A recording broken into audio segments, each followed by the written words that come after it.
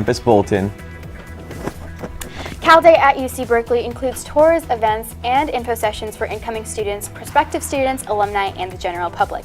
The event will take place on the UC Berkeley campus this Saturday from 9 a.m. to 4 p.m.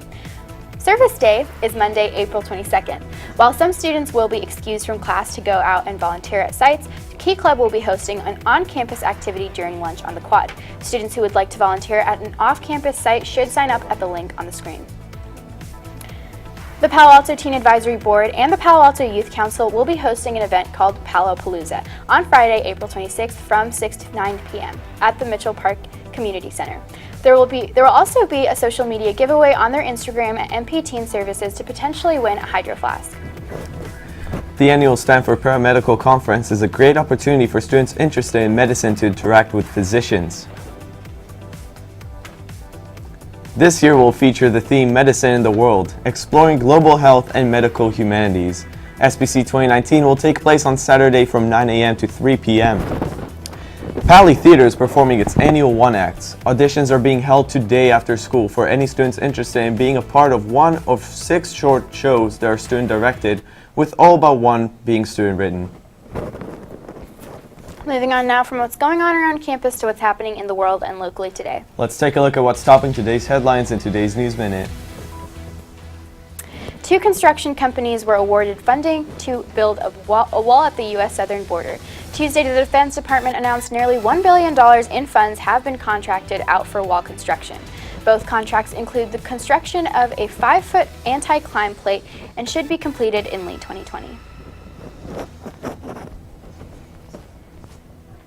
The Centers for Disease Control and Prevention say a mysterious E. coli outbreak has expanded, with 96 people sickened in 5 states.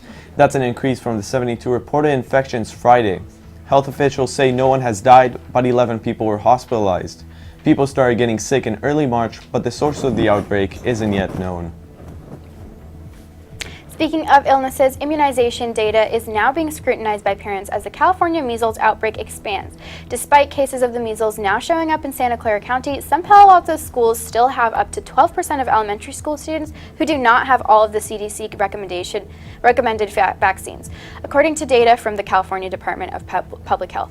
Dr. Ross Dehovitz, an immunization expert at Palo Alto Medical Foundation, believes that resistance to vaccination is the cause of the outbreak. While the current topic of child vaccination has been debatable, one thing we can all agree on is the importance of treating each other with kindness. Absolutely. But history isn't always filled with kindness, and Max Bonstetter is in the studio now with a moment in history that was less than kind. I hear you have some sad news to tell on this show's segment of Today in History. Is that right, Max?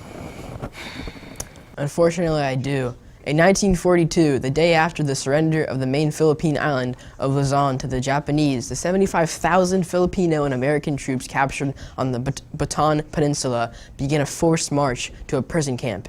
During this infamous trek, known as the Bataan Death March, the prisoners were forced to march 85 miles in 6 days. Hundreds of Americans and many more Filipinos had died. In the Philippines, homage is paid to the victims every April on Bataan Day, a national holiday. That's all from me. Back to you. Thanks for that, Max. While in Seattle, I had the chance to compete in the anchor team contest with fellow InFocus anchor Maddie Drucker. Noor and Maddie were given a list of 6 news stories and had to pick one and edit which ones to include in our submission. Without further ado, here is our anchor team contest. Good morning, STN. I'm Maddie Drucker. And I'm Noor Naved.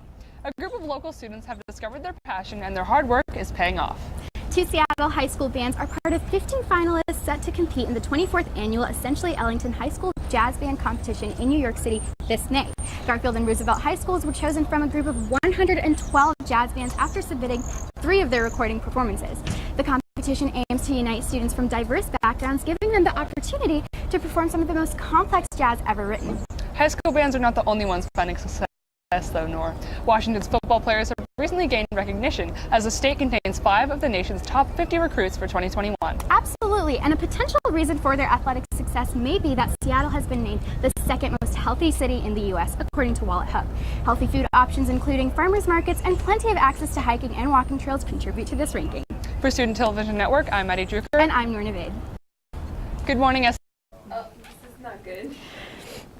Now let's move on to sports. Trey Bishoping is in the studio now with the latest in Pali sports news. I heard we took home some wins last night, Trey. That's right, Nor, but unfortunately, we do not have the scores for you today. Be sure to report your scores to Max Preps, or remind your stats person to upload the scores. Today, we have boys and girls varsity track at home against Milpitas starting at 3:30. Boys varsity tennis is away at Mountain View at 4 p.m. Boys baseball battles Wilcox today. The varsity squad is at home at 4 p.m. and the JV team is away at Wilcox also at 4 p.m. Girls softball meets Monte Vista. The JV team is at home at 4 p.m. while the varsity squad will be at Monte Vista at 4 p.m. Finally, the boys JV volleyball is home facing Fremont at 5:30. That's all for me. Back to you. Thanks for that, Trey.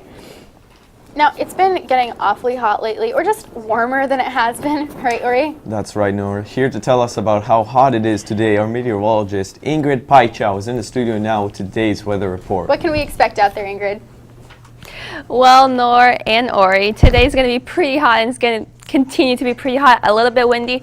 The high for today is going to be 69, the low is going to be 50, with a gust of wind blowing at 14 miles per hour. Now looking at Thursday and Friday, Thursday's going to be a little bit cloudy, not as warm probably. High is going to be 62 and the low is going to be 49. Now looking at Friday is going to still be hot. The high is going to be 69 and the low is going to be 49. Now looking at our 5cast, you can see that it's going to be hot for most of the week. The highs are going to be between the low 60s and low 70s, while the lows are going to be around the high 40s and low 50s. Now looking at the Doppler map, you can see that San Francisco and Oakland, the highs are going to be 65 and 70. Palo Alto is going to be 69, San Jose is also going to be 69, while the lows are going to be all in the low 50s. That's all from me. Back to you in the studio. Thanks for that, Ingrid. Well, that does it for today's episode. Be sure to visit our website to check out old episodes, check the bulletin, or to send us an email. Until next time, have a great day, Pally.